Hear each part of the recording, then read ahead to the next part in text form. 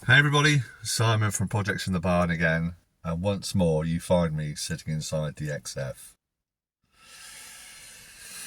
So I've had a bit of a breakthrough. One of my very kind subscribers has messaged me a reference doing or putting the car into engineer mode, which I never even knew existed on the Jaguar XF.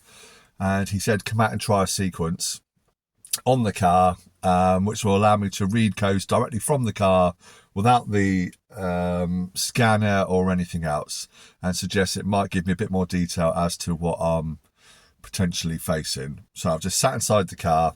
We're going to see if this works. I might have to put the phone on the stand because I've got to press, I think from memory it says press the trip button, keep hold of that, and within a second press the start button. Don't press any pedals, hold it for 5 seconds, and that should then put me into engineer mode, and I should be able to toggle through the information on my cluster. So let's see if it works. Fingers crossed. If it doesn't, I've got nothing to lose. If it does, happy days. We might get some more information from that. So let me just spin the camera around and I'll see if I can put it on the stand somehow and press those buttons so we can all see what I'm doing. So bear with me and we'll have a go at doing this, because I'm not going to be able to do it and hold my camera. So please wait one.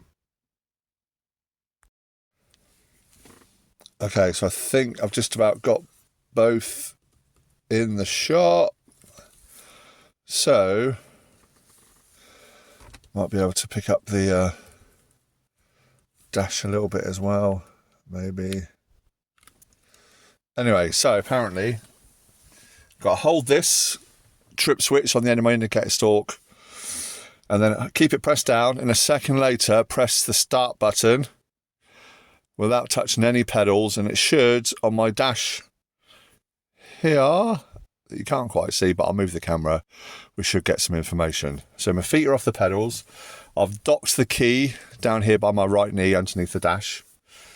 So let's see what happens. So press, 1, 2, 3, 4, 5, release.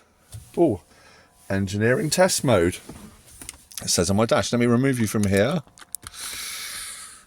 take that out of the way. Engineering test mode. So we can hear it, something's whirring under here somewhere.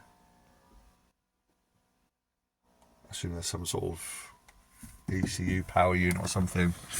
Right, anyway, engineering test mode. All I'm going to do is press the end of here and let's see what happens. Oh, there we go.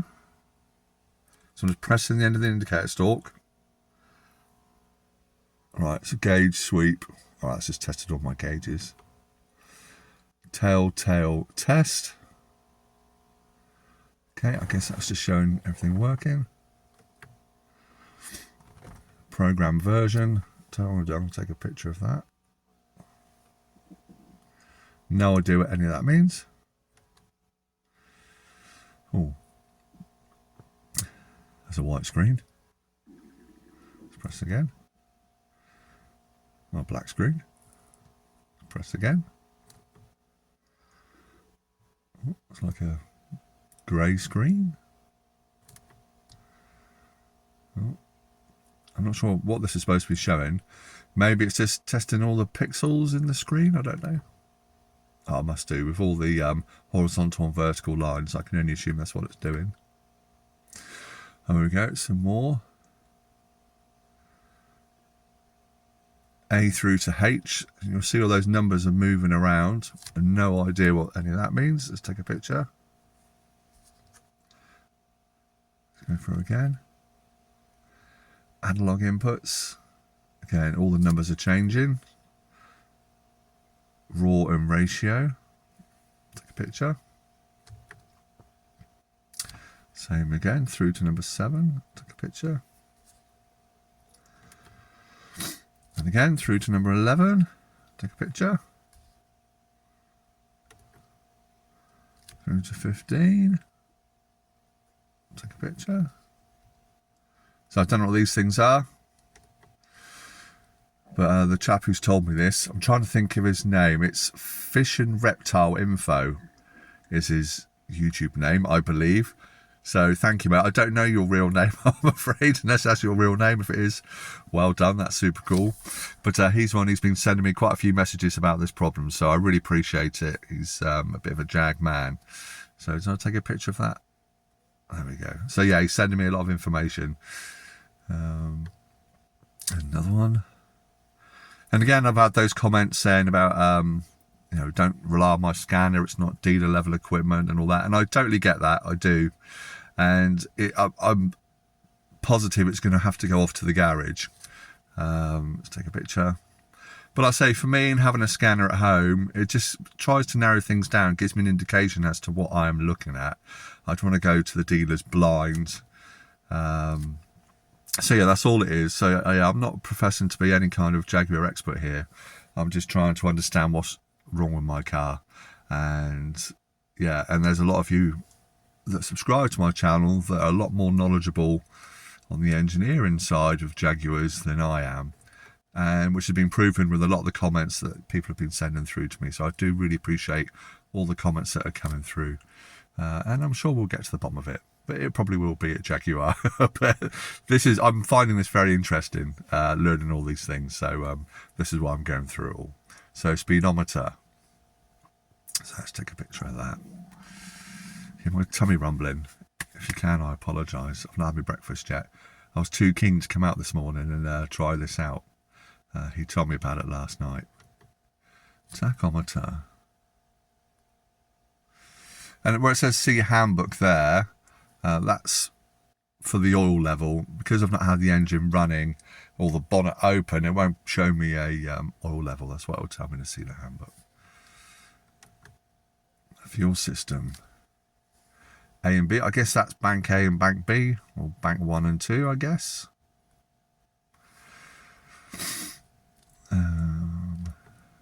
Battery volts. Local 12.2, 12. So that's where, I mean, that's down a little bit, because as I would do, I was out here trying to get it started again this morning and last night. So I'm going to have the battery back out on charge again, because I disconnected it all the other day. So, but it is maintaining a charge, but I've been trying to start it a lot. And I only realised yesterday as well that my light stalk was still on auto. So the whole time I've been out here playing, all my lights have been on as well, when the ignition's been on. So anyhow, I've learnt that, turned that off. So yeah, my battery needs to go back onto charge again. But anyway, take a picture of that and we'll scroll through again.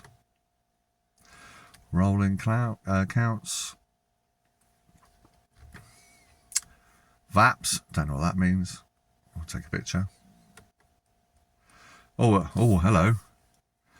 Module status. Okay, this is more like it. So I guess ignition, okay. DSC, like your traction control and all that, okay. ACC, fault.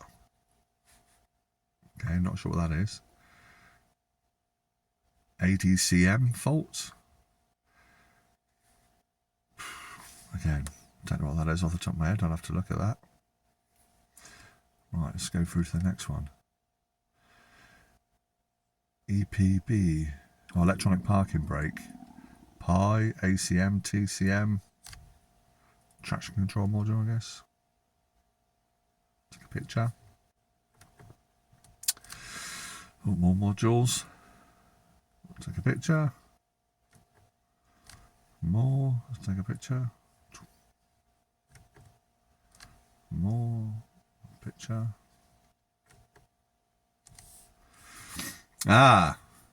Tappets. So that's to do with my, someone told me the meaning of it a couple of days ago. Passive anti-theft system. MSNG. Not sure what that stands for. Messaging? Missing? Don't know. BSM. Is that the body module? Fault. Okay.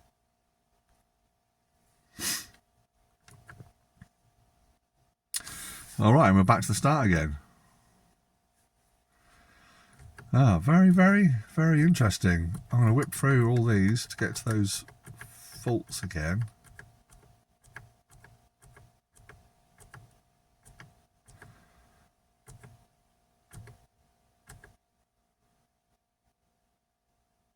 Ignition, okay, so ACC fault, ADCM fault.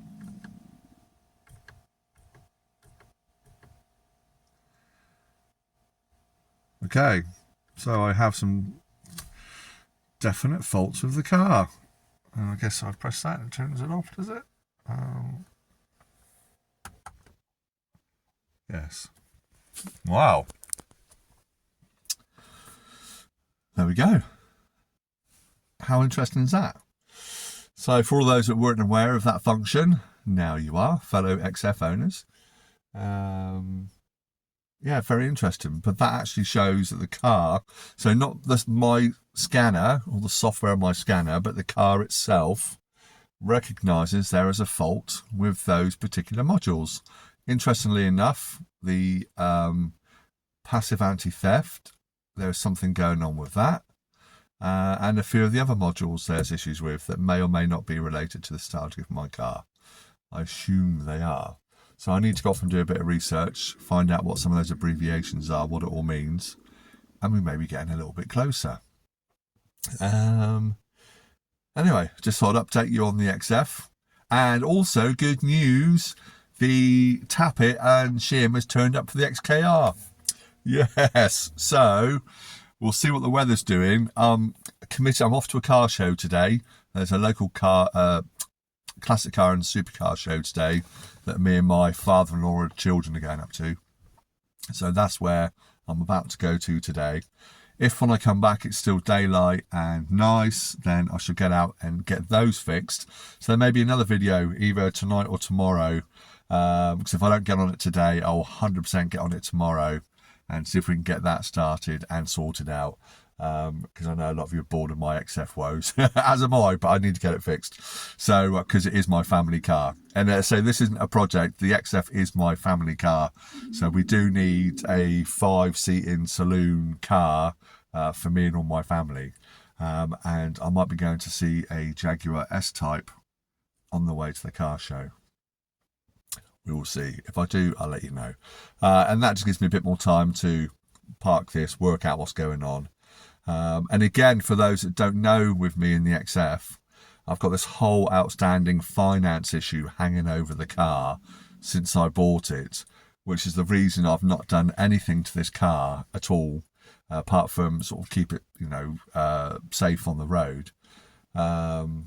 Because there's a tiny possibility they could take the car off me through no fault of my own. But the previous owner had money outstanding on the car, which stays with the car.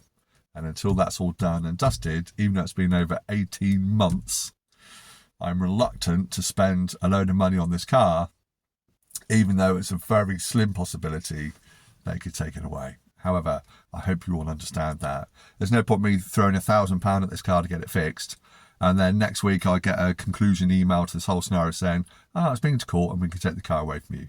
That would not be cool. So, again, this is another reason I just don't want to throw it at a garage, because it would be, unless I know that we're all sorted on a legal point of view with the ownership of the car, it's just dead money. It's not worth me spending the money yet until I know that's all done. Hence, I might need to get myself another Jag, which will be exciting in itself anyway. Right, enough of my ramblings as ever. I'll see you all soon. Thank you so much for all your help, and for those that are chipping in, I really, really do appreciate it. And look, it's led me up to this point, getting into engineer mode. And if I'd never done these videos, if you hadn't been replying to me, we wouldn't have got this far. So that's already probably saved me £80 at a dealer who would go in and do that. So big thumbs up for you. Fish and Reptile Info. I hope I got your username right, and we'll see you all on the next one. Take care, everybody. We'll see you soon on Projects in the Barn. Bye for now.